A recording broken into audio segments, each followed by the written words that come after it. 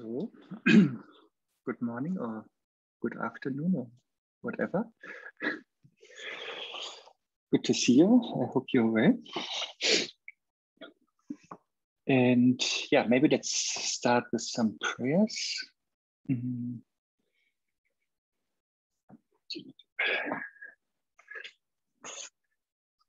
the Buddha, Dharma, and the Supreme Assembly, I take refuge until I attain enlightenment. Through the merit of practicing generosity and the rest, may I attain Buddhahood for the benefit of all beings. In the Buddha, Dharma, and the Supreme Assembly, I take refuge until I attain enlightenment. Through the merit of practicing generosity and the rest, may I attain Buddhahood for the benefit of all beings. In the Buddha, Dharma, and the Supreme Assembly, I take refuge until I attain enlightenment. Through the merit of practicing generosity and the rest, may I attain Buddhahood for the benefit of all beings. Then the four immeasurables. May all sentient beings enjoy happiness and the causes of happiness. May they be free from suffering and the causes of suffering. May they never be separated from the sacred happiness devoid of suffering. May they dwell in boundless equanimity that is free from attachment and aversion. May all sentient beings enjoy happiness and the causes of happiness. May they be free from suffering and the causes of suffering. May they never be separated from the sacred happiness devoid of suffering. And may they dwell in boundless equanimity that is free from attachment and aversion. May all sentient beings enjoy happiness and the causes of happiness. May they be free from suffering and the causes of suffering. May they never be separated from the sacred happiness devoid of suffering. May they dwell in boundless equanimity that is free from attachment and aversion. Then a praise to Buddha Shakyamuni. With skillful means and compassion, you were born in the Shakya clan. Unconquerable by others, you vanquished Mara's hordes. Your physical form resplendent like a mountain of gold. To you, the king of the Shakyas, I pay homage.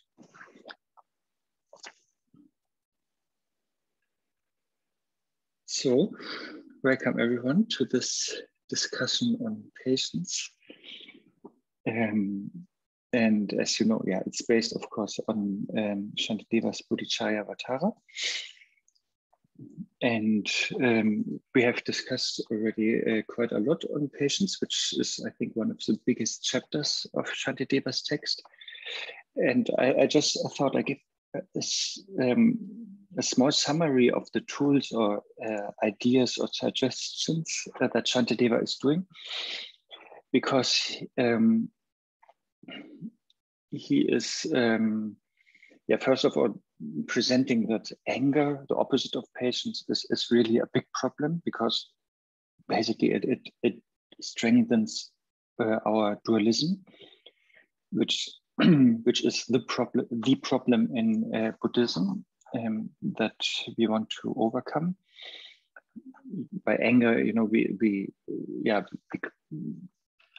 widen the gap between ourselves and others. You know, that is basically the thing. And therefore patience is so important. And in order to generate patience, then Shantideva gives various instructions and tools and methods. And then he's also again and again showing what kind of doubts we or our samsaric mind might have, and what kind of justification we try to come up with why in a particular situation we don't need to be patient, but that anger should be the answer. And I think one could maybe point out like four things so far. Maybe I just write them down, because I can maybe start a document here.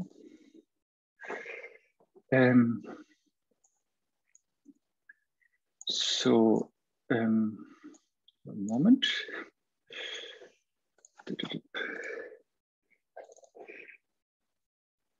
So the first thing is, so don't get angry. Why? Because anger creates future suffering. That is sort of one big point that Shantideva was discussing, and this is also coming up today in today's verses. So the idea is, yeah, anger, as I said, solidifies our dualistic perception, and it also makes our perception more in a way that we are not really looking positive at people, but we are more likely to feel threatened by people, or everything looks like against us. So that kind of tendencies are created by anger. And in the Buddhist context, this is then in its biggest result is like the hell realm, that is the future result of anger. So that is sort of the one point, definitely, why we should not be angry, by reflecting that all these unwanted consequences will come. And then the second one is also, don't get angry, because basically it makes us because our present problem, how to put it quickly, shortly, basically it doesn't solve our present problem, it's not a solution. Maybe like this. So if I'm in an unwanted situation, then if I'm getting angry, that really is not helpful. But the problem is, it even makes me unhappy in that situation.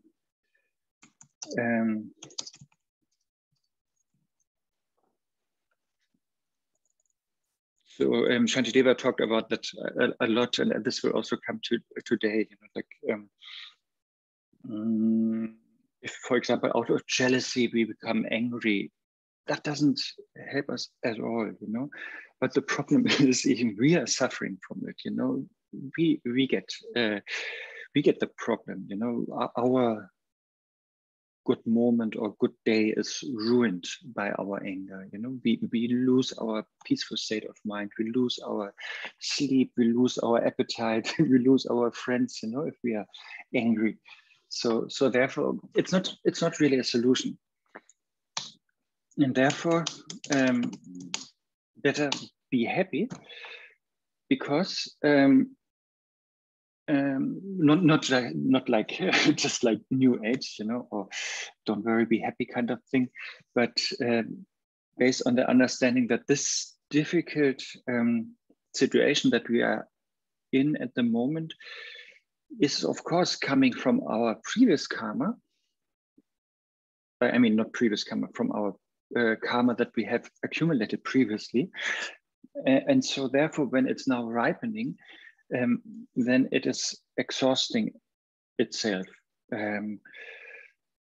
So how to put it, because previously accumulated bad karma is exhausted. So that is actually, if we are coming into a difficult situation,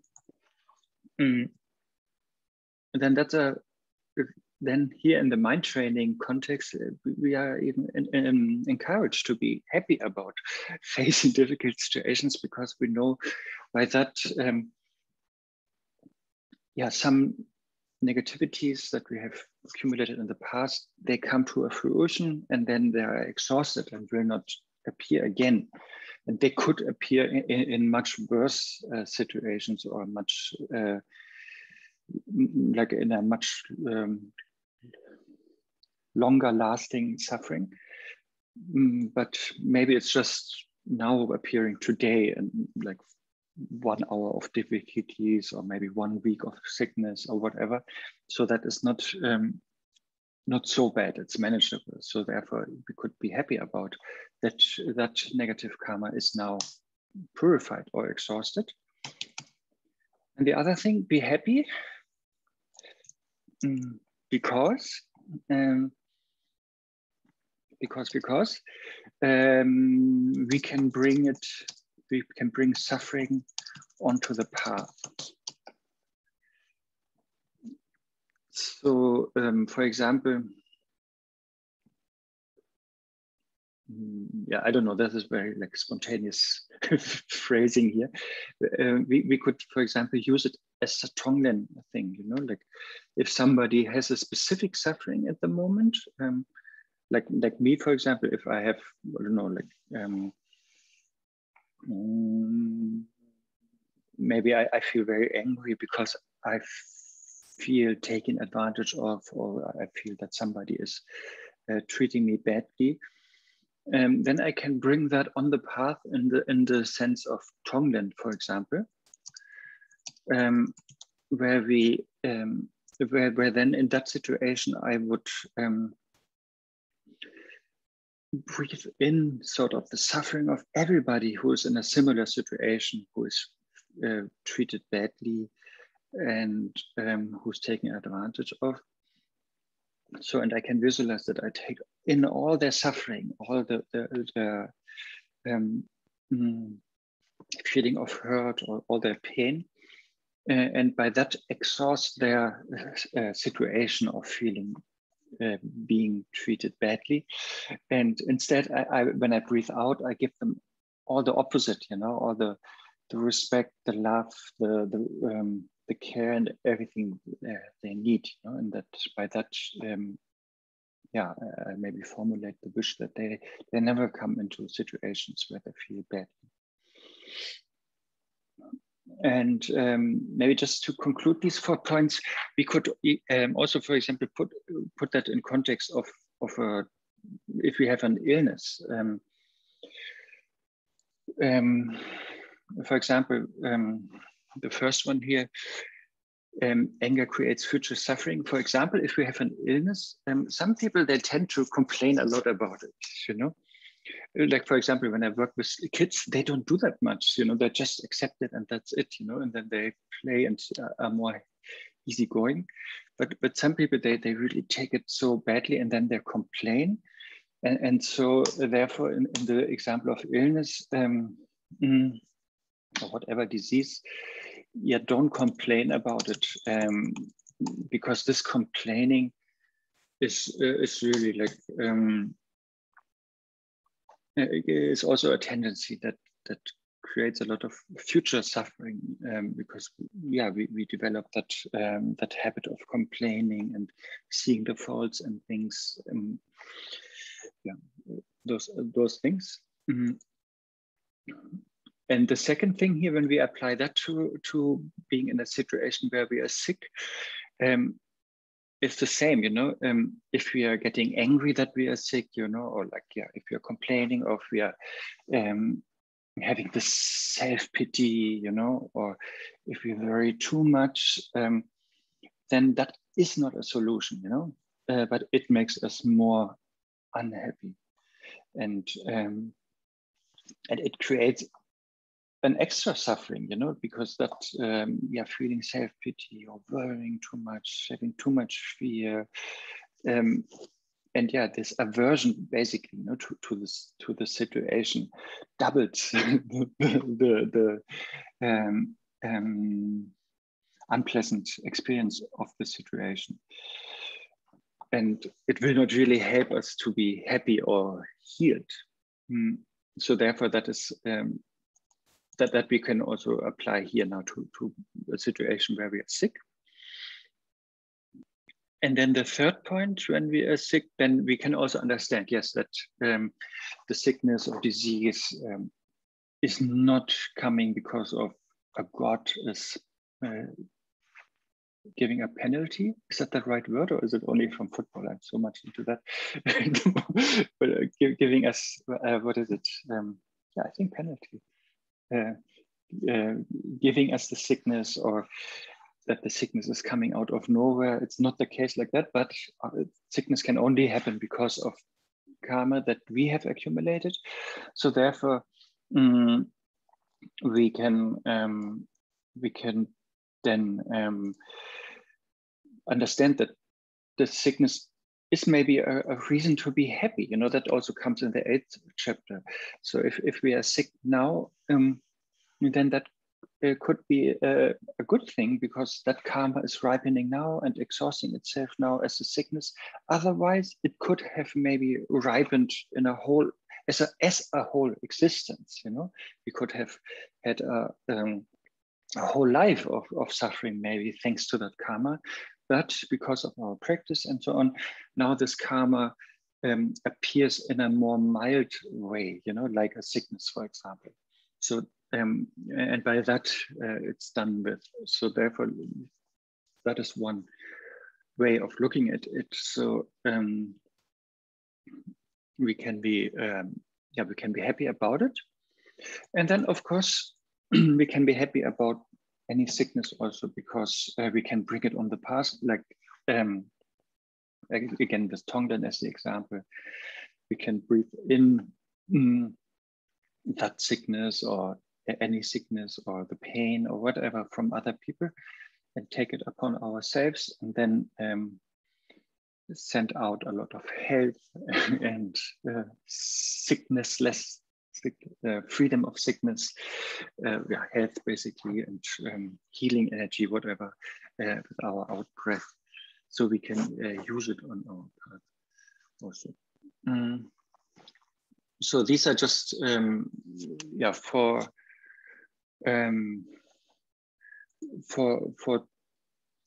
perspectives that Shantideva was offering again and again over the 6th chapter that we have discussed so far. And I think they're very usable, and they help us to not immediately jump to the conclusion that what we perceive as difficult or negative, that it is really difficult or negative. Maybe it is a good chance, like a blessing in disguise, or even if not, that there are still possibilities to work with it in a more constructive way. There's one message to me.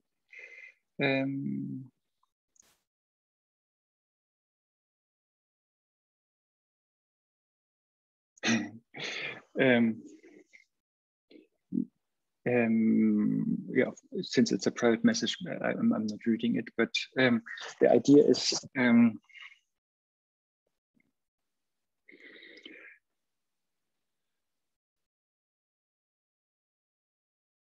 I think I'm not really getting it, but my answer still would be, no matter how angry we are, you know, like, or how much negative karma we have created through whatever actions. According to Dzongsar Rinpoche, he said, the good news is always, it is purifiable, you know, it's removable. So therefore, no need to be too afraid of it. Of course, be afraid, but not thinking we are determined to go to hell or something like that. So these 4 points I thought I wanted to share, because as you have noticed, Shantideva's book, I think, is great, but there are not, he didn't insert so many headings. It's just like 10 chapters, that's it. So, so it doesn't look like so structured. So therefore, sometimes it's good maybe to summarize things or put these things together. Anyway, where we are is verse 73, and that is talking actually about the first point that I mentioned here out of these 4 points, that Shantideva is asking us not to be angry, because anger just creates more future suffering.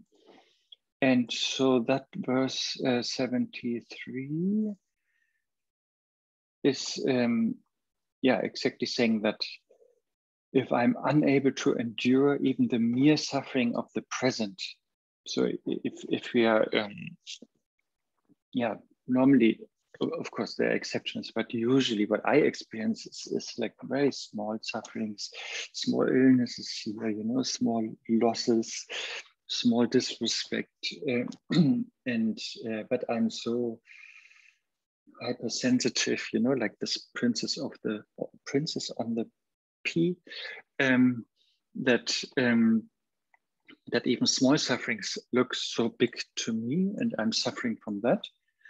And Shantideva is then saying, yeah, if you're already suffering by these small things that are so minor compared to what other beings experience, like in this realm or in other realms, then he's asking himself, but we should ask ourselves, then why do I not restrain myself from being angry, which will be the source of hellish misery?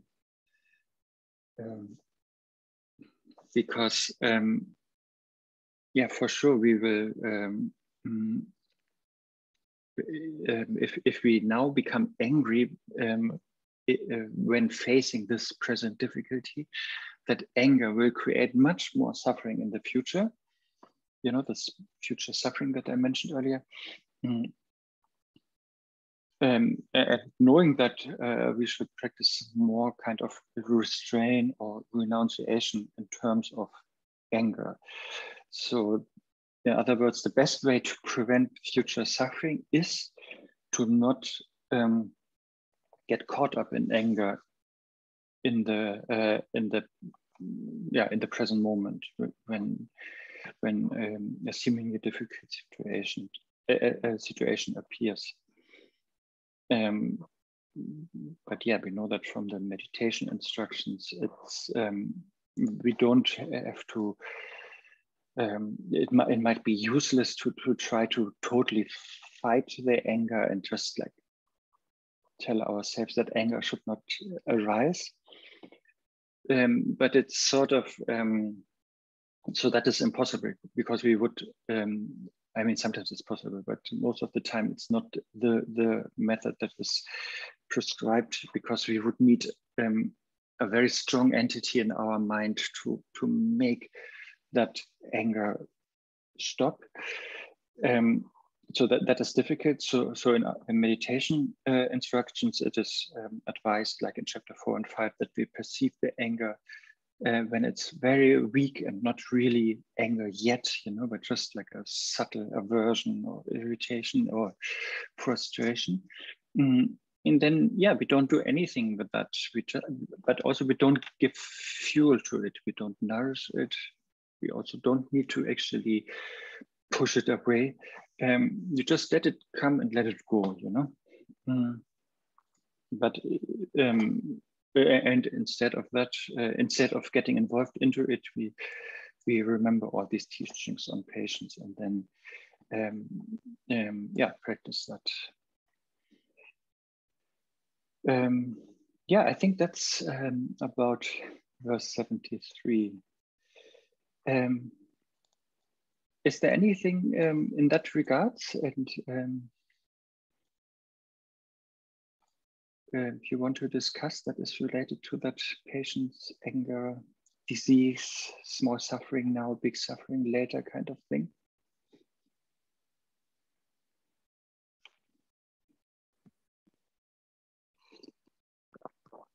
Emilia, is it really on that topic? If not, yes, as you notice, tomorrow there's a Q&A session where we can discuss everything. No, it's related to anger. I recently, it was a work situation. We had a committee of people, and then I noticed not the anger in myself, but someone was speaking and I interrupted the person, for which I apologize. But the guy, he shouted back at me, just saying, "Let me finish." And it was quite shocking. I perceived the anger in him and irritation and so on. But I didn't feel angry about that. But I didn't just let it be. You know, I sent an email, asked if he wanted to talk because of that kind of overreaction. It didn't really pan out. but it was the opposite. It was, I thought it was actually interesting that I didn't go straight into an overreaction, and I didn't have any problems with apologizing for interrupting, but seeing and then making a decision to try to, if there are any irritations that I'm causing this other sentient being, to try to handle it and discuss, rather than to just leave it as if it was a collegial behavior, you know. I think I could have just not done anything, but I just felt that I didn't want it to escalate. I didn't want to be in other meetings with this person and then have these, I don't think it's a collegial behavior, people shouting at each other. It could be judging, but yeah, was anger the other way around. Yes, thank you. Yes, when I said we don't do anything about it, that is sort of more like meant internally as a practitioner in our mind. You know, when we have anger, then let's not get involved in it. You know, but of course, if we are in a situation with other people, then it's definitely good to talk about it and to talk about the situation. But I think you also did it in that way that. Maybe in the situation itself, it might be too difficult or too heated, but then later or another day or over coffee, then to come back to it, and when all the minds are more calm and cool, then that is definitely good. Yeah, of course. Yes, thank you. Marlene. You're still muted, in case you're talking already. Still muted. Still muted.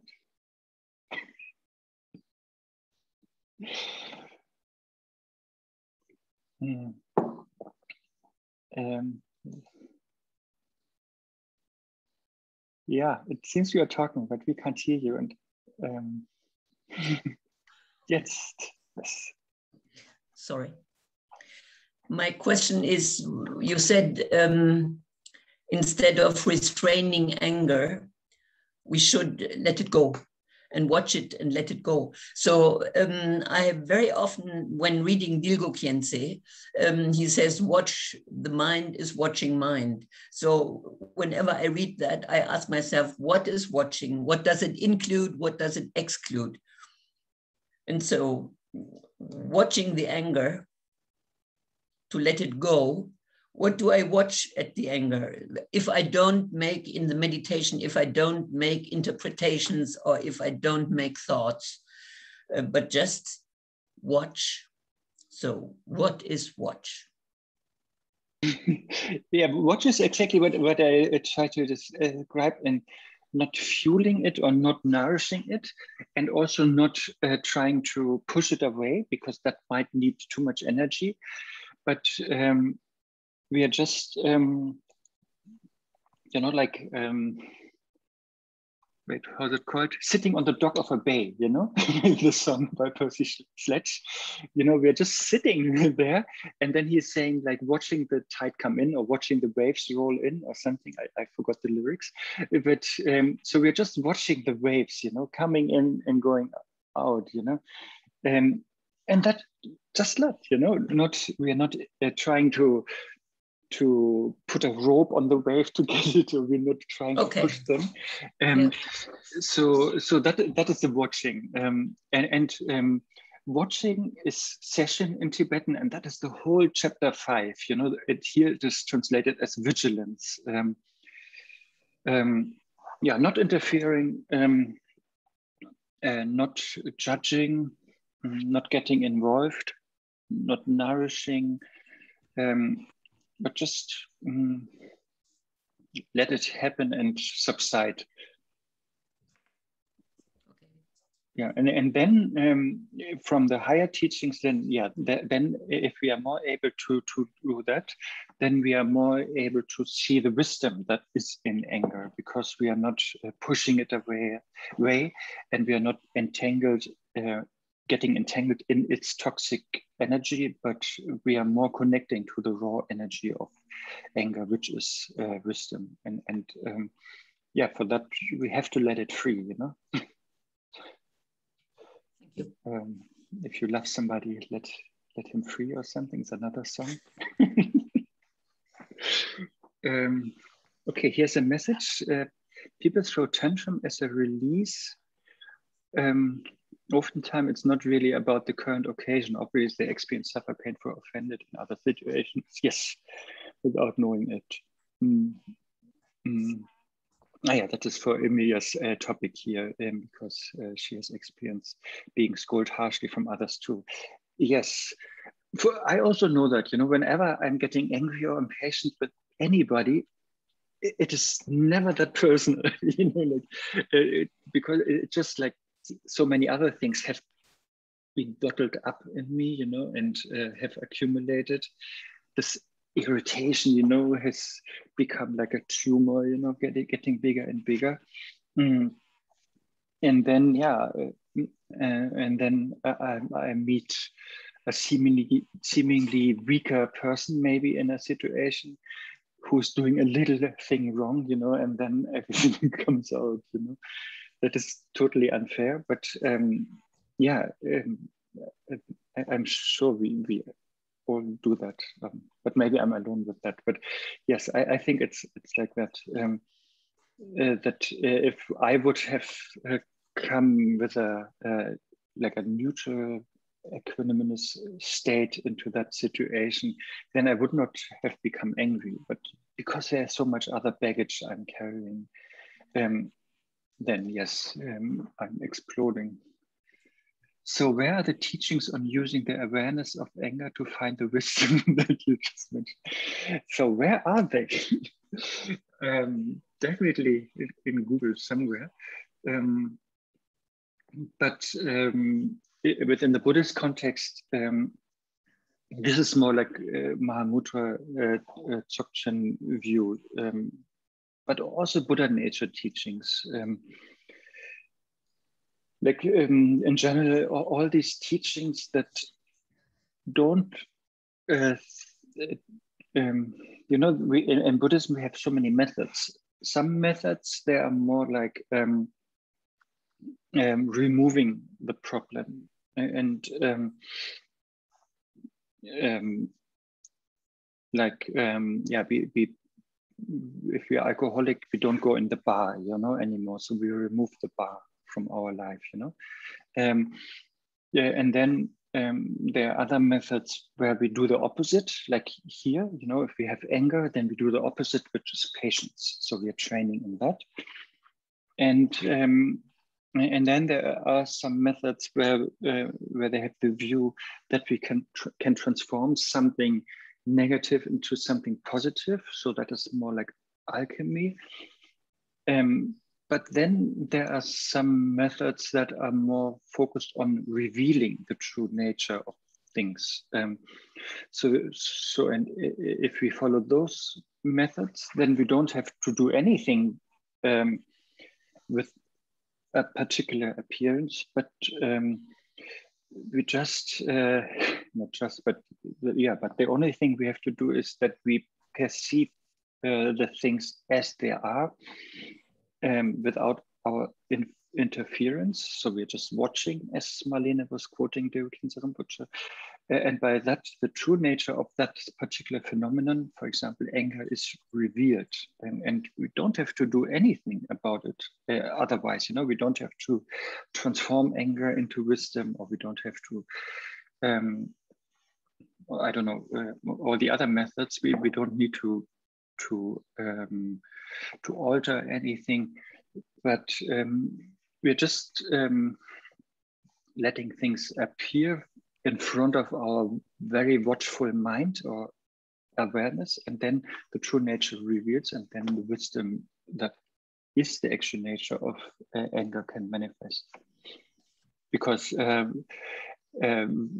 in my case, as a samsaric being, anger, no, in my case, as a samsaric being, wisdom only manifests as anger because that wisdom energy is distorted by my ego-centeredness.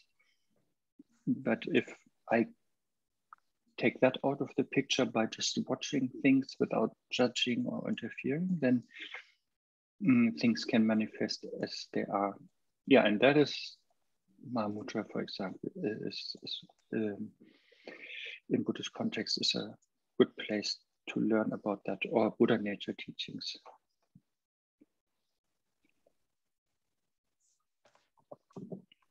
But it is also a little bit, I think few verses by Shantideva was also on that. But here in the 6th chapter, Shantideva is using the methods that I mentioned, and they're always based on understanding. You know, we try to understand the situation, the relative functioning of our mind or our mental events better. You know, how anger comes into place and how destructive it is.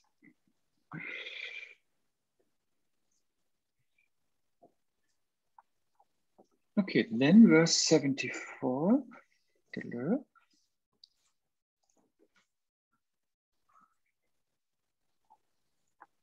For the sake of satisfying my desires, I have suffered numerous burnings in hell, but by those actions, I fulfilled the purpose of neither myself nor others.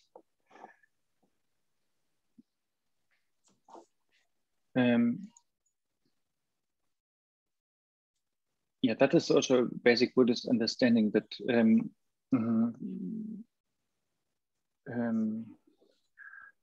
if we have a lot of desires or aversions in our lives, then of course that is in itself limiting. But then in the process to fulfill our desires or to fulfill our angers in the sense of to avoid all the things that we don't like. So in the process of following these emotions, then we create more and more negative emotions and more negative actions. And by that, and that we have done in so many previous lives, and therefore we have suffered so many times in various lower realms, for example. And what is it? But by those actions, I fulfilled the purpose of neither myself nor others. Yeah. So if our actions are so driven by trying to fulfill our desires or trying to avoid everything that we are angry with, if that is our lifestyle or the way of life, then that is not the Bodhisattva's way of life, Bodhicaryavatara, but it is a life that is really not helping us because we are getting more and more into trouble, and it's also not helping others. So it's a very wasted life and a very a life that brings a lot of suffering and confusion.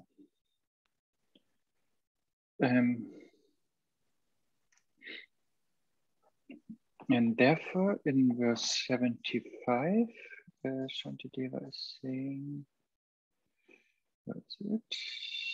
Yeah. And that is sort of a summary.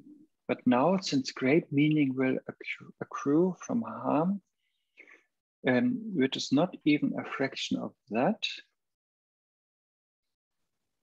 I should indeed be solely joyful towards such suffering that dispels the harm.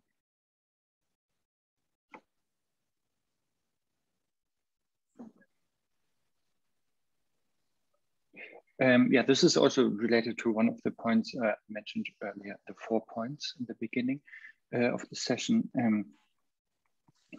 That yeah, the suffering that we are having now is pretty small, but the suffering that we create with our anger, that is pretty big, you know, and the suffering, so that is the future suffering. And therefore it is good that we under no circumstances become angry with a present situation that we are in, even though that looks very difficult or painful or very unwanted. But that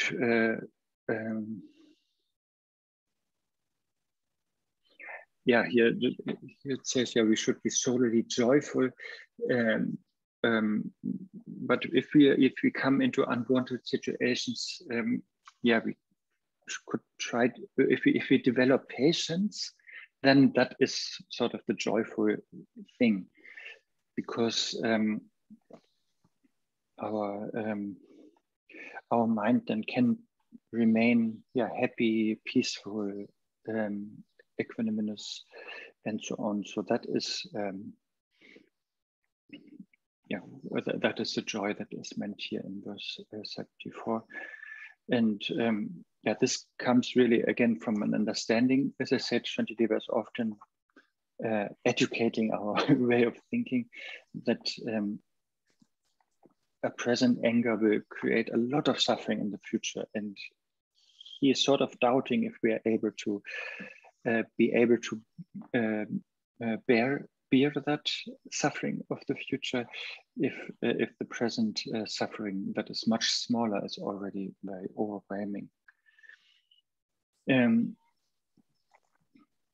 Okay, and by that, even though that was not so clear in these last 3 verses, but by that actually we cover, according to Khenpo Kunsang Palden, we covered one bigger topic that was about cultivating patience when our loved ones are treated badly. Maybe you remember, first we were asked to cultivate patience if we are suffering, and then especially if somebody is treating us with contempt. And just now, like from verse 64 to 75, it's more about if our loved ones are treated badly.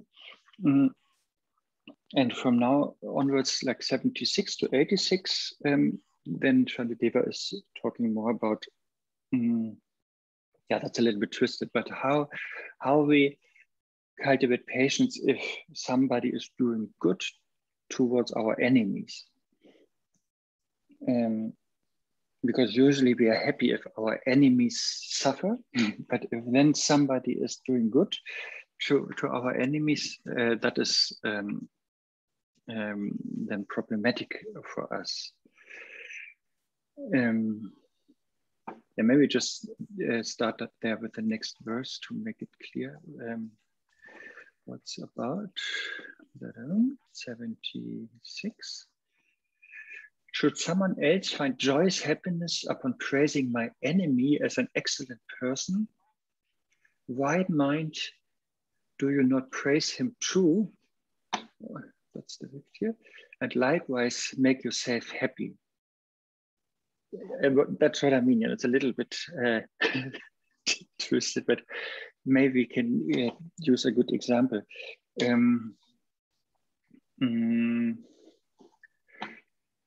So, as you know, I'm German, and Germany recently lost against England in the European Championship. So let's say I'm a German and my enemies are the English people, yeah? Like in the English team, you know?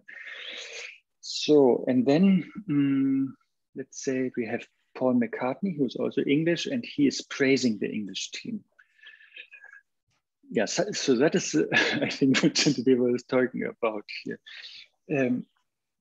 Paul McCartney is praising the English football team, my enemies, and that makes, of course, my enemy happy, the English team, but also Paul McCartney himself. He's also happy if he is admiring something, if he's seeing positive qualities in something, like the English team, you know?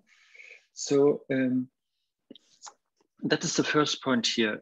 So Paul McCartney is creating happiness in the English team by praising them, and he is creating happiness in himself by praising him.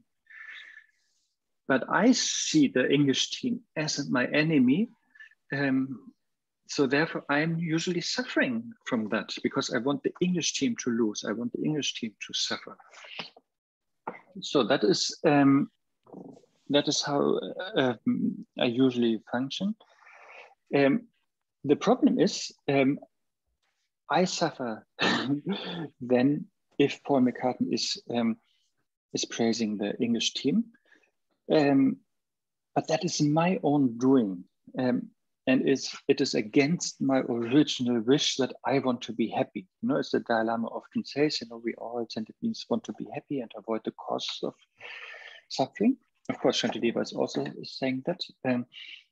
And so if I'm getting angry that the English team is praised, then I'm actually, that is against my original wish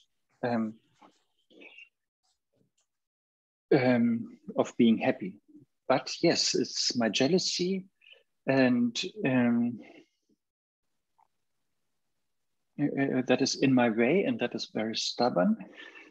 But Shantideva here, but I show it again, is then saying to us, why, mind, do you not praise him too? So why, Arne, are you not praising the English team too? And likewise, make yourself happy. So if I would, not get entangled into my jealousy, but also praise the English team, then I could be happy myself, because really just praising somebody makes oneself happy. And it is the antidote of jealousy already, and jealousy makes me suffer. So, and then the English team will also be happy if they hear my praise. And I could also rejoice in Paul McCartney praising the English team. Got it? So that's a win-win-win situation. If I'm more like that open-minded.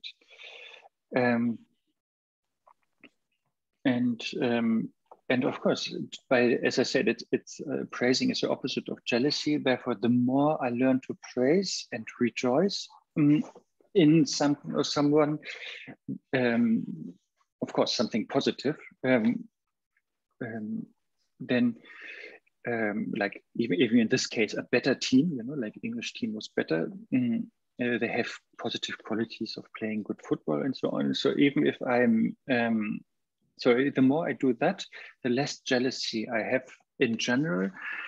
So my jealous character will decrease, and then I will suffer much less. I will do much less negative actions towards others that normally are coming out of jealousy, and therefore also people will find it much easier to be with me. It's, you might have noticed it's very difficult to be with somebody who's really jealous, you know? So that was 76, and here's something from Shashi. How then to proceed when we are talking about, say, Taliban, and there are praises to them made by other fundamentalists of the religious order? Yeah, I can only remedy that with Tonglen. Yes, good point. That's why I meant, you know, like, please only rejoice in good qualities. And it's not a great quality, but at least the English team played good football, let's say. So that is a goodish quality. It's not amazing, yeah, but it's something there.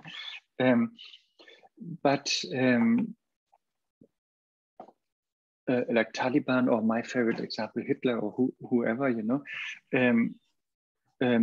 So very negative people, let's say Taliban, if they are harming others or killing others, yeah, whoever, you know, and it doesn't matter which scale, you know, even if I do something small negative, we should not rejoice in that, of course not, because rejoicing works in both ways. In Buddhist practice, we usually do it to rejoice in the merit of all sentient beings, you know, like of course Buddhas, of course Bodhisattvas, even Arhats, Shravakas, Pratyeka Buddhas, even ordinary people's merit, and whatever they did positively, we rejoice in that. And then the Buddhist teachings say, they don't say it, but let's use the example, we are sort of accomplice. Accomplice, is that the word? Good, thank you. And so by that we even create the same merit as the person who originally did the action. And so it is the same. It goes also for the opposite. If somebody is doing something very negative and I rejoice at that negative action, then of course that creates the same negativity as the evil person accumulated, because yeah, my heart must be very negative to be able to rejoice in that negative action. So yeah, therefore we should not like randomly rejoice in whatever action, but we definitely only select positive actions which have some benefit. And yeah, and an action is of course more positive the more people are benefited, and and the longer the benefit is, and the more profound the benefit is. And yeah, therefore, like a football game, that is really just a very superficial example. It's not really a profound benefit. It's not for long term and so on. And it's not liberating, you know. But in your example, if I would rejoice in somebody who has killed many people, yes, that is definitely to be avoided. Yeah.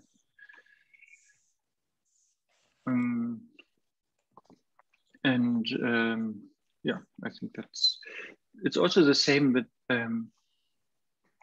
you know, when we talk in Abhidharma about karma, how our karma is complete. So that only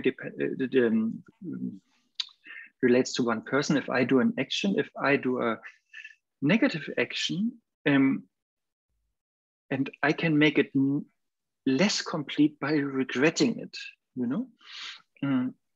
But I can make it more complete by rejoicing that I have done it, you know, like, yes, I killed somebody, and then I'm happy that I killed that person. So then it's really a complete action, you know, if I had the motivation and everything. But if in the end of an action I regret that killing, then that killing is really like weakened, karmically speaking.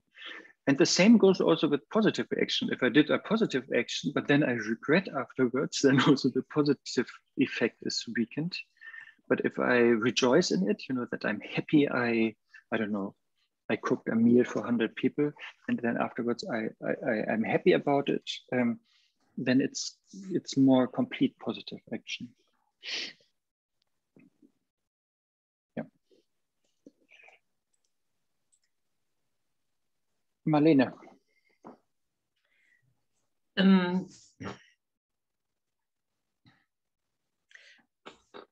Couldn't one say that all this looking in a positive way is nothing else than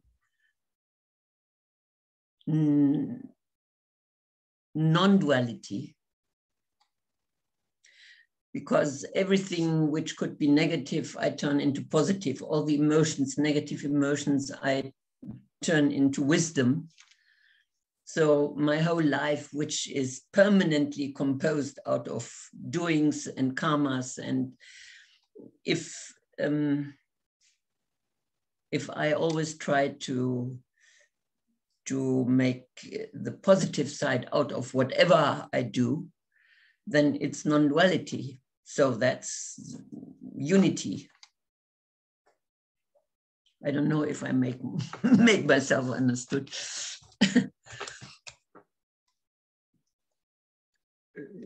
I think you, yes, yes. I mean, sorry, forget it. No, I'm just wondering if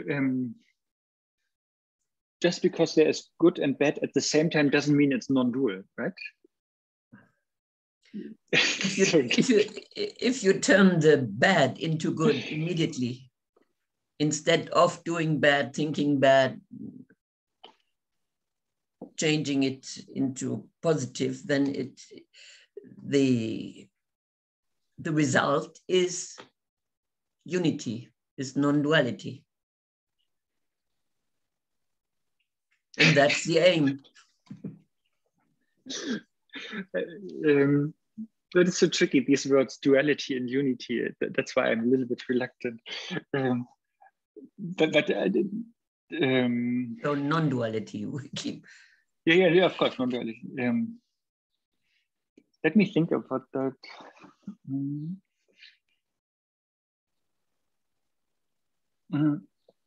So my point is, for example, if I'm stingy and then instead I practice generosity, then that is not non-duality, because my generosity is just positive and not beyond positive and negative. Do you get my point? Yeah. Okay. So therefore, it would not be it would not necessarily be non-dual, but it's just out of duality. It's just one side, the good side, you know. Whereas if we talk about your example, like if we are able to see the true nature of anger, which is wisdom, that is non-dual. Yes. Because that wisdom that we then reveal is totally beyond anger and no anger. But it's just wisdom that has never been touched by anger, actually. I know you know the Buddha nature teachings, you know, it's like the sun that is like we know from the Heart Sutra, like the sun that is that has actually never been clouded and never be free of clouds, because it has never been clouded. Got it? It's so strange. So I mean, from our point of view, the sun is now clouded and the clouds go, and then the sun is not clouded. But from the sun's point of view, the sun was never clouded, and therefore there's never a lack of clouds. I think I'd make it more complicated than necessary. But it's like in the Heart Sutra, you know, there is no attainment and no non-attainment. It's beyond. So, exactly, and the wisdom is beyond. That is my point. You know, the wisdom is beyond anger or freedom of anger, because there was never anger in the wisdom in the first place. That is the point, you know. But if we are stingy and then practice generosity, then generosity is sort of the reaction to stinginess. So it's a very dependent practice, you know, dependent on stinginess, and it's deliberately the opposite of stinginess. So therefore, it is still in the realm of duality. And therefore, even if we look at stinginess and generosity at the same time, it looks like, yes, we have everything together. So that looks sort of non-dual, but actually it's totally dual. We have one negative side and one positive side. And of course, on the relative level, we try to practice the positive. And so therefore, on that level, we cannot speak of non-duality. And you didn't speak on that level, actually. But on the level of wisdom and anger, there we can speak of wisdom being on the non-dual level, yes. Did that confuse more? Most likely.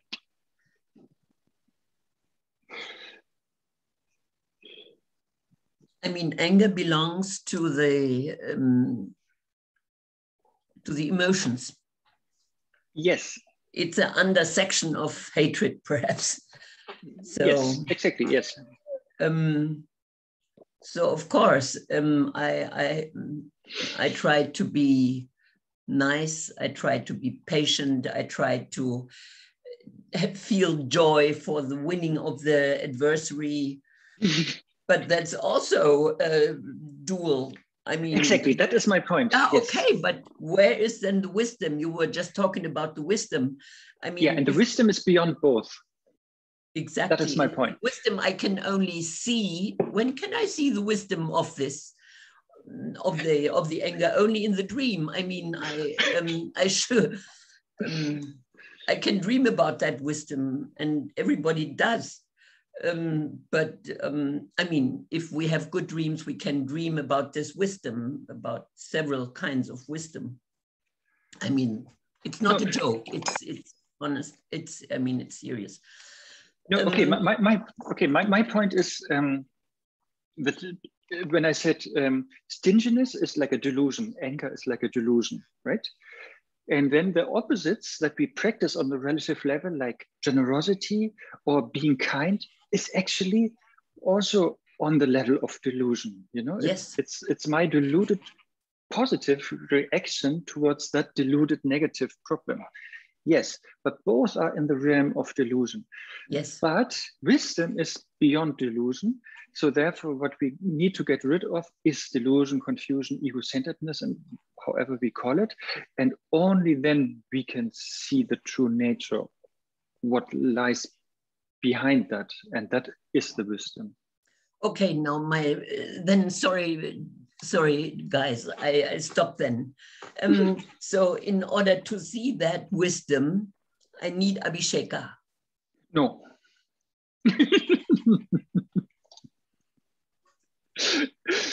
Sorry, I'm very much on the side that Vajrayana is not the only answer to everything. No, yes, Vajrayana can help, Abhisheka, whatever. Yes, but there are also other ways, you know, to realize wisdom or to be pointed out that wisdom. I stop now. Thank you. But this was interesting. Thank you. And sorry for this. Yeah, there's many other excursions with this sun and clouds.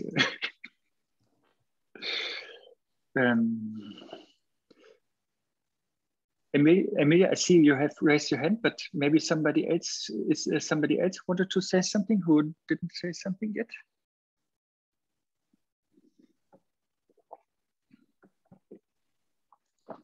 Okay, then Emilia.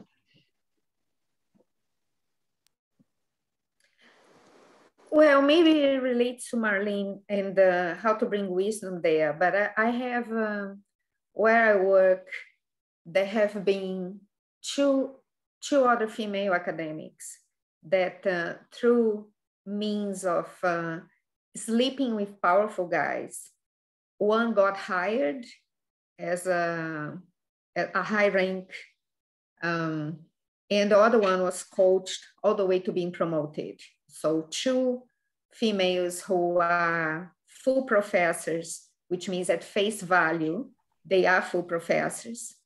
And when now the verses on rejoicing, on I don't think these are virtuous actions. So I have been, I can't say struggling, I just can't rejoice, you know. I think we all should get there and be promoted on our own merit rather than going and trying to sleep with the right person who is going to get you there. And maybe there is the karmic merit of like getting the promotion or being hired.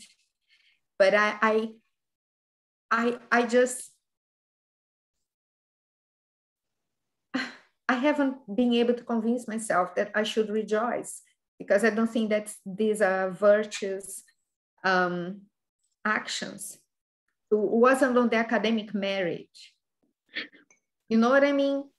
Yes, yes. It's the same. Like the Dalai Lama is saying, if I rob a bank, you know, and then I'm becoming super rich, the robbing of the bank is of course not meritorious, and you should not rejoice in that.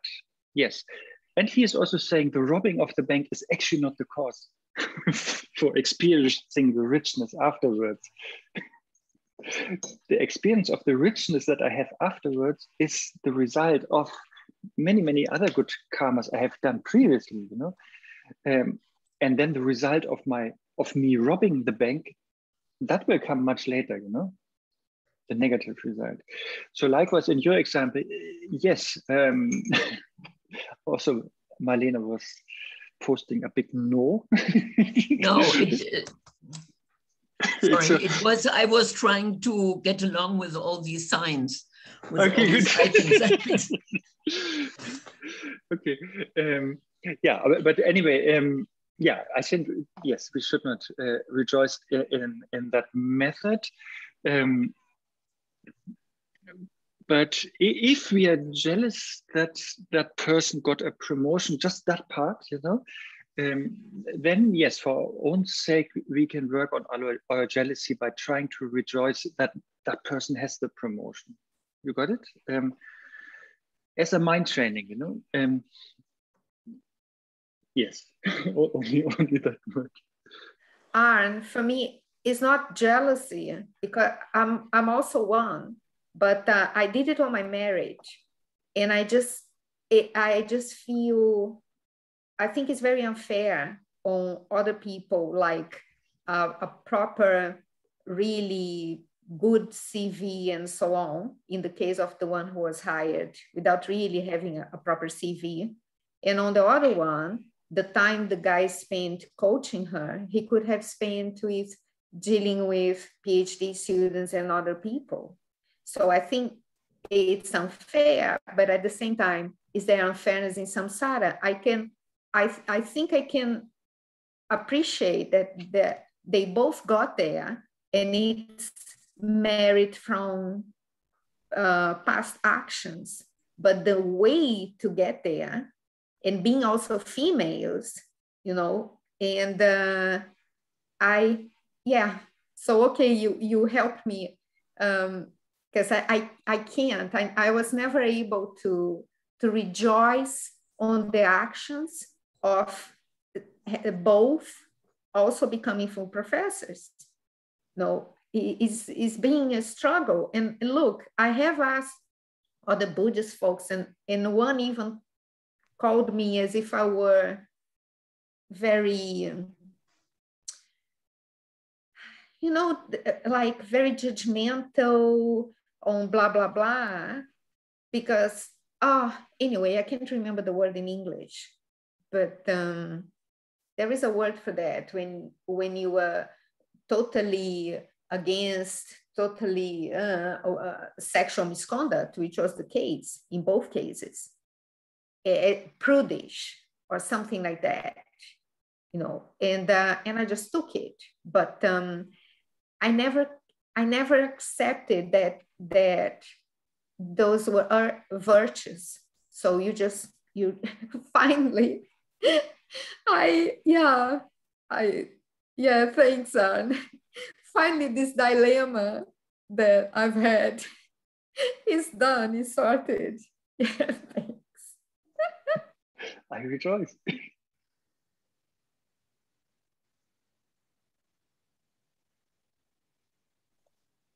Okay, guys, back to Shantideva. Thank you all for all that.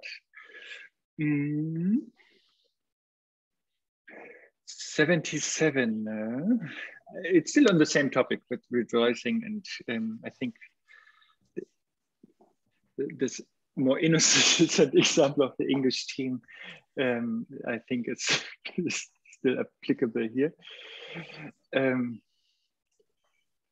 That joyous happiness of yours would be a source of joy, not something prohibited. a precept given by the excellent ones and a supreme means for assembling others.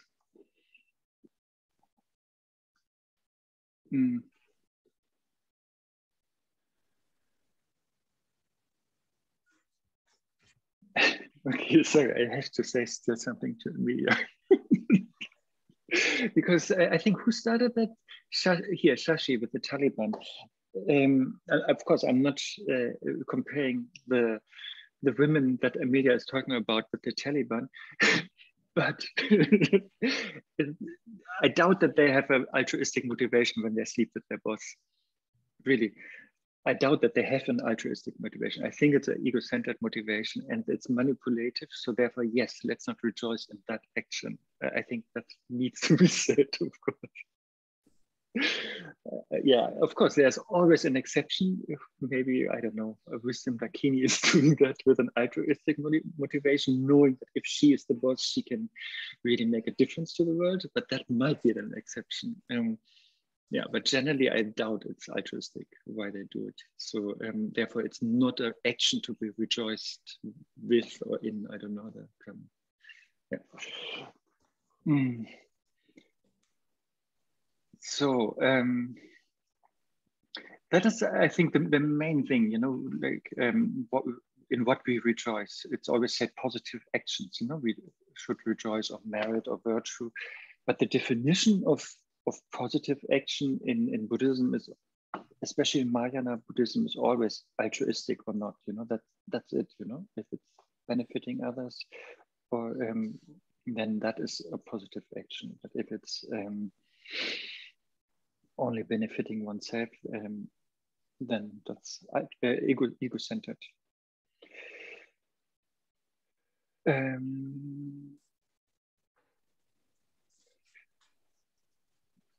Arne, do okay. I have time to asking questions? Yes, one moment, Medya. Kerstin was writing something first, and then Medya. Yeah, Kerstin, what is your thing?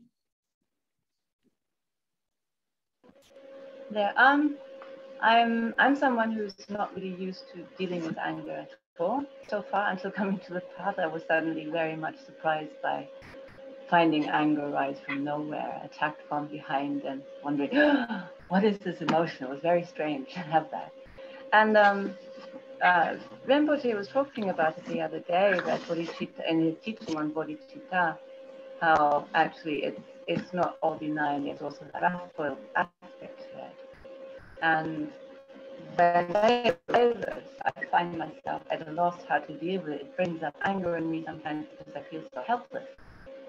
Because there's not really much I can do other than watch it come and go, ideally, but it's so difficult not to react to it. Hear properly, sorry. You can't hear me properly. Okay, I'll try to get closer. This anger relates to the wrathful aspect of bodhicitta that Rinpoche was talking about in his last teaching. Did you hear me? Yes, no, yes. Yes, no, yeah. Yes. Okay, so you heard me. And because I'm someone who's not at all used to dealing with anger at all as a reaction to things happening in life, when I come into situations and I have that wrathfulness arising, I feel really helpless because I always feel I should not react at all. And that it sort of slide or ride it like a big wave or something, but then I never manage to. I always find it so disturbing that I find myself getting angry. And I really don't know how to deal with that very well.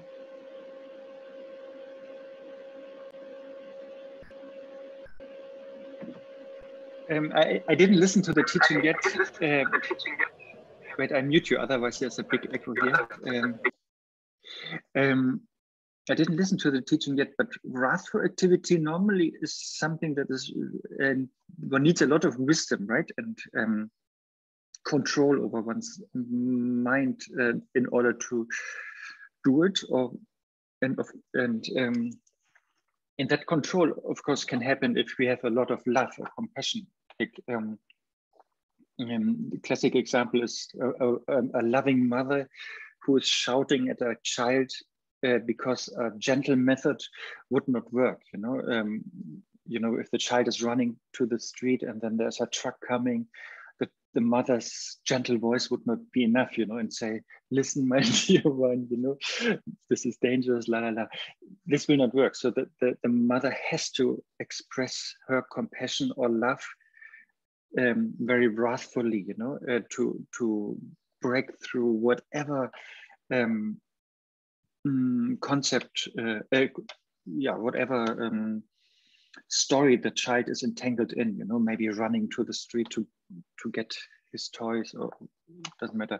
So therefore those great beings like a mother in that case, who have a tamed mind because they have so much love or so much wisdom,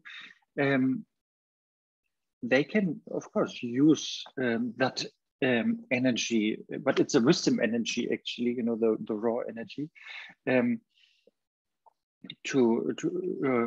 use it to benefit others, like the child.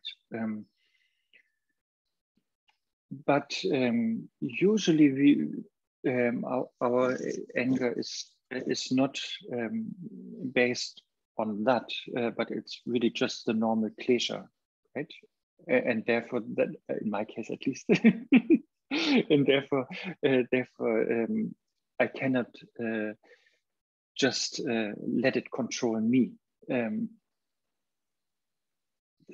your second part, how to deal with anger? Or? Yeah, the second part was basically when these situations are difficult to understand to begin with. And I think, the anger is based on fear, essentially, because I don't understand. Well, ignorance, fear sprung from ignorance and turned into anger in a reaction because I don't know exactly what is happening, where it's coming from, why it's happening. And then I try to step back to just, let things pass and try to meditate on it afterwards at some point. But it's really difficult to remain calm in these situations when you just get pushed, if you know what I mean. Yes, but for that, Shantideva has all the methods here.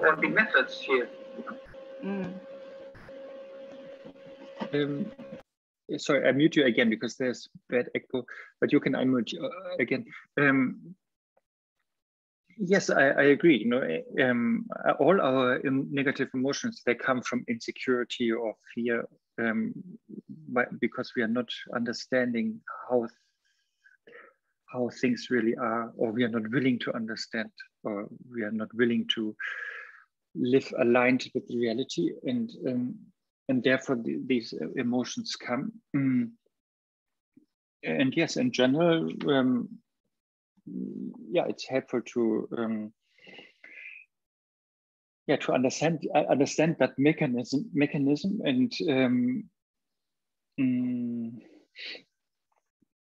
and try to understand more how things functioning, and therefore we study all these conventional truth teachings on karma, for example, or interdependence, and on how beings are overpowered by negative emotions, and they, at least on an intellectual level, should help us to get a little bit different perspectives, or in regards to our anger, or have different ideas to deal with it. Sorry, that is a very vague answer, but but yes, there are all these many methods, to work with anger, and I think there are 21,000 taught by Buddha. But understanding is definitely a big part always in Buddhism. Like compassion comes only from understanding, patience comes only from understanding. Like earlier, like Shantideva was analyzing so much to really understand that yes, if somebody is beating me with a stick, you know. It's not the stick I'm angry, and it should not be the person also that I'm angry, but it should be the anger of the person that I should be angry with, you know, like this kind of understanding who is the real culprit, that helps, yeah. And of course, it's only an intellectual understanding in the beginning, but the more we get familiar with that or meditate on that, the less intellectual it stays, and the more it becomes really our view.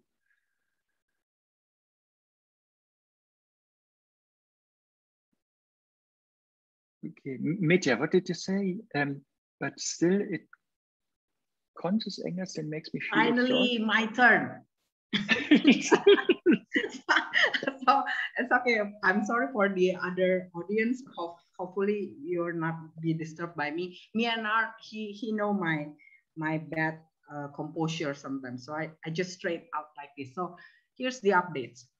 During these sessions of, say, discussing about patient, but as you see from the way I'm talking, I kind of like having this kind of energy of anger. Actually, I'm trying to suppress it down because I just received a message from my supervisor and the director and something going wrong. So besides of that, so I just give you some updates on last year when we talk about this patient section chapter. Those kind of tips of when we anger, stay like a lock in the mental state, it's helpful. But after this 1 year of pandemic and all the stress going on, and now the deaths in Indonesia is getting higher and higher, and everybody you find in your WhatsApp group, there's some announcement of obituary of someone. I found a solution. I don't know whether maybe it's useful for the other audience. I realized after, I don't know, sometimes it's pop up, maybe I hear from Rinpoche saying that somewhere. The second tips after the stay like a lock cannot work for me anymore is begin to think that, okay, I have to understand that whatever I do, I will never able to give a proper solution because I'm not yet reached the 7th Bhumi Bodhisattva level. So all I'm projection, all my perception, all my effort cannot be fit in with what actually needed there because it's my inability to really comprehend the situation. And that kind of tips that I'm kind of like clicking, it's worked for me for this year. So it's an update for you on. I'm kind of having this kind of thing.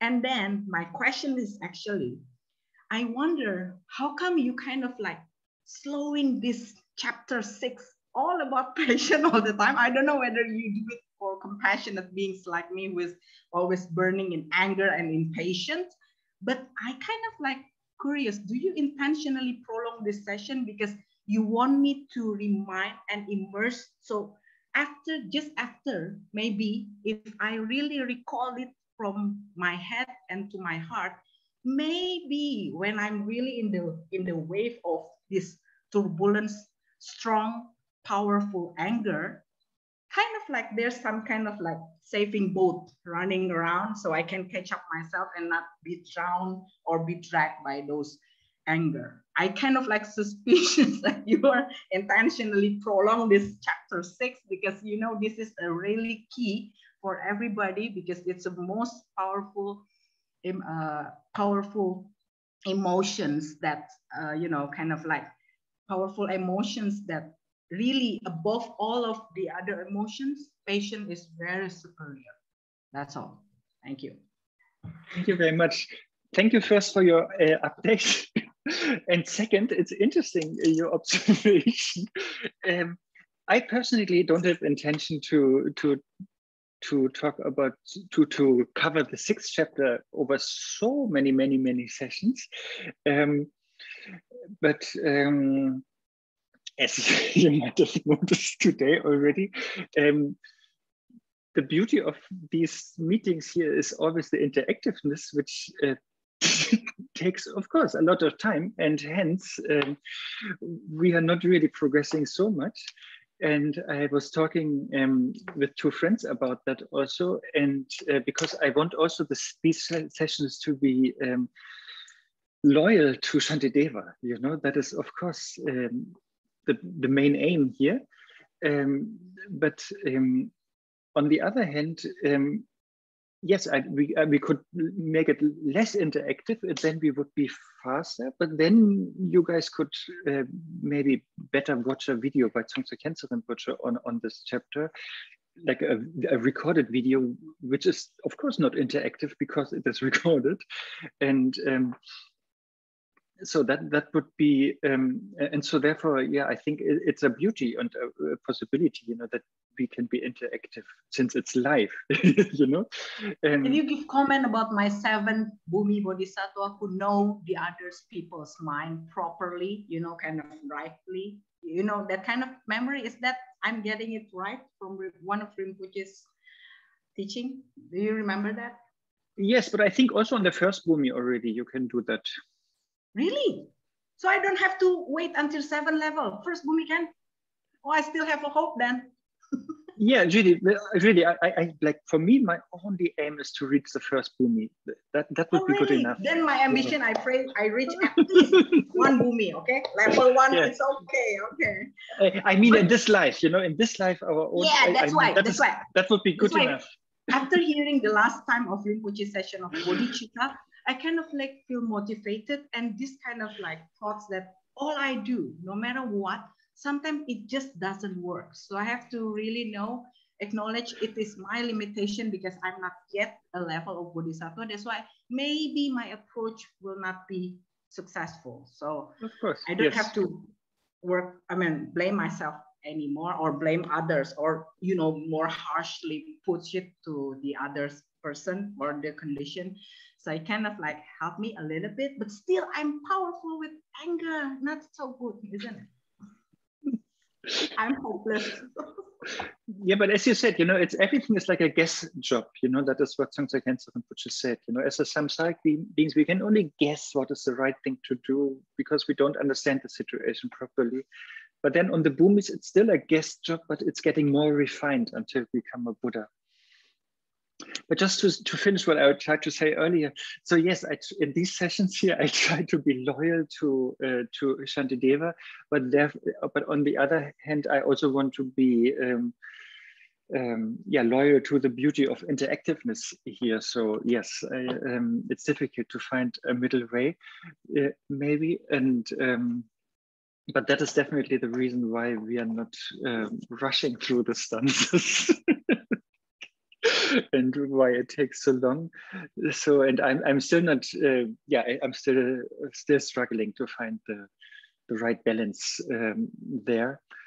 And, but since time is nearly over, I still want to finish with one stanza by Shantideva. Sorry, it just takes 2 minutes, and I will share that. It's also a nice conclusion about rejoicing and jealousy. Oh no, that's the wrong thing. I shared that already.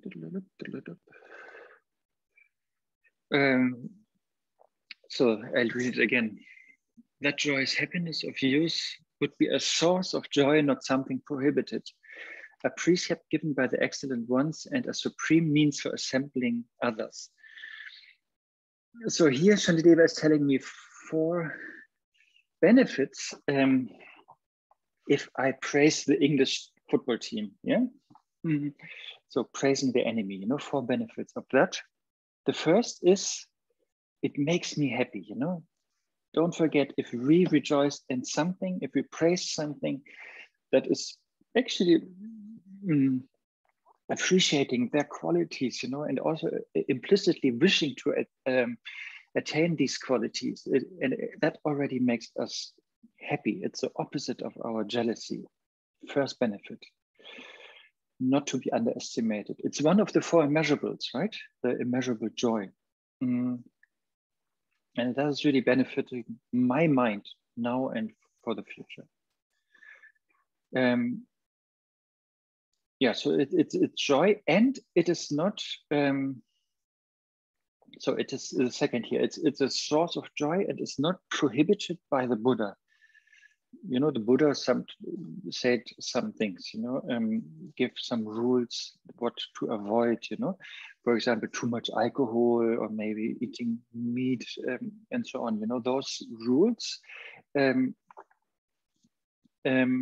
He gave, and if we drink alcohol and maybe eat meat, maybe we have some joy, yes, but that is a very like worldly joy or worldly pleasure. But here, praising somebody is not prohibited by the Buddha, and it is much source for real joy. As I said, you know, it has no negative consequences, like drinking alcohol and then doing stupid things, or eating meat has negative karmic consequences and so on. But rejoicing with somebody is not like that. A precept given by the excellent ones. Yeah, it's even something that Buddha and the Bodhisattvas or the masters, they actively taught, you know, that rejoicing or praising is a practice, you know. As you know, in the beginning of many Indian classical texts, Buddhist texts, it's always, you know, there's a praise always to Buddhas, Bodhisattvas, Manjushri, the Guru, the Yidam. What else? Yeah, I think those, you know. So that is always there. It's really a practice that is encouraged. And last but not least, praising is also a good trick. If you are a good teacher, you know, then we practice these 4 ways of gathering beings. So the question is, how can we gather disciples? And here, that is definitely one thing. You know, if we speak nicely about others, pleasantly, in a praising way, of course, we need to mean it, you know, just like lip service is not doing the trick, you know. But if we really mean it, that really brings people together, you know, and it wins people's hearts, you know. It attracts people. And yeah, then the English team will also be friends with the Germans, you know. And so it unites people.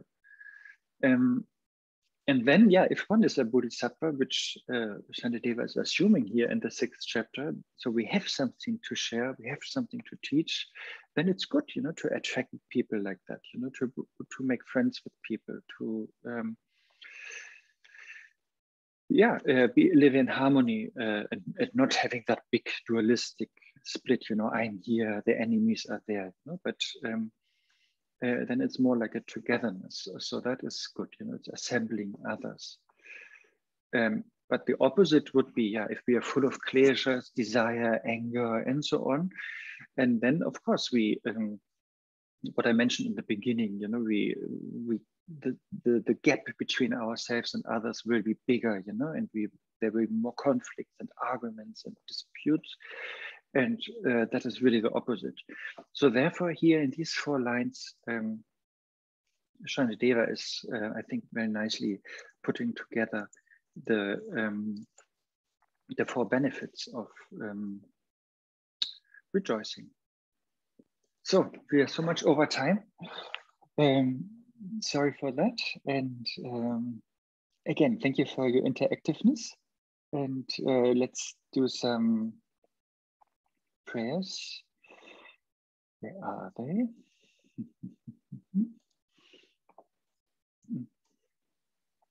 A moment.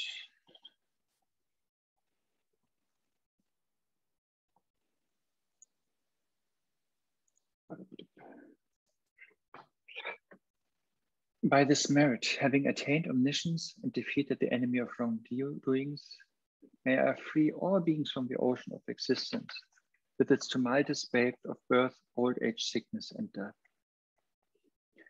Just as the heroic Manjushri, that is sort of rejoicing also, who knows everything as it is, and as Samantabhata likewise did too, just so to follow all of them and train myself, I perfectly dedicate these meritorious actions.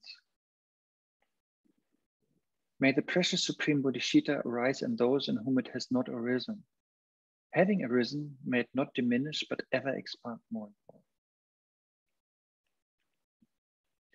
As long as space remains, and as long as the world remains, may we too remain to elevate the suffering of the world.